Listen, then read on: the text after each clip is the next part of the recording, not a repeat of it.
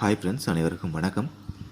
இந்த வீடியோவில் நம்ம என்ன பார்க்க இருக்கோம் அப்படின்னா, டிஎன்பிஎஸ்சி இந்தியாவின் வரலாறும் பண்பாட்டில் இருந்து முதல் பானிபட் போர் கிபி 1526. ஸோ பஞ்சாபோட ஆளுநரான தௌலத் கான் லோடியோட வேண்டுகோளை ஏற்று பாபர் இந்தியாவுக்கு எதிராக படையெடுப்பை மேற்கொள்கிறாரு. கிபி 1526 ஆண்டு ஏப்ரல் 21 வரலாற்று புகழ்மிக்க பானிபட் போர்க்காலத்தில் டெல்லியை ஆட்சி செய்த இப்ராஹிம் லோடியை பாபர் தோற்கடிக்கிறார். பாபரோட பீரங்கி படை முக்கிய பங்கு இதில் வகிக்குது. இப்ராஹிம் லோடியை விட குறைவான படை வீரர்களை கொண்டிருந்த பாபர் மிக சுலபமாக இந்த போரில் வெற்றியும் பெறாரு. இப்ராஹிம் லோடியே கொல்லப்படுறாரு.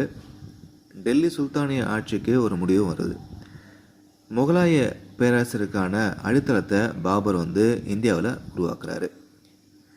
பானிபட் போரில் பாபர் வெற்றி பெற்றாலும் மீவாரை ஆட்சி செய்த ராஜபுத்திர மன்னர் ராணா சங்கா பாபருக்கு ஒரு பெரிய சவாலாக இருக்கார்.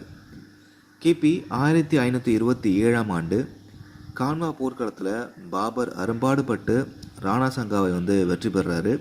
அதுக்கப்புறமா கிபி 1528 ஆண்டு சந்தேரி போரில் மாலவத்தை ஆட்சி செய்த மீதினிராய் என்ற மன்னரை ஒரு வெற்றி பெறாரு. கடைசியாக கிபி 1529 ஆண்டு கோக்ரா போரில் முகமது லோடியை தோற்கடித்து முகலாய பேரரசனை இந்தியாவில் நிலைநாட்டுறாரு பாபர்.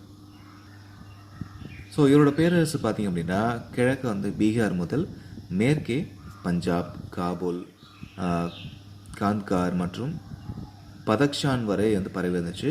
ஆனால் எதிர்பாராத விதமாக தனது 47வது வயதில் கிபி 1530 ஆண்டு தனது மகன் உமாயூன்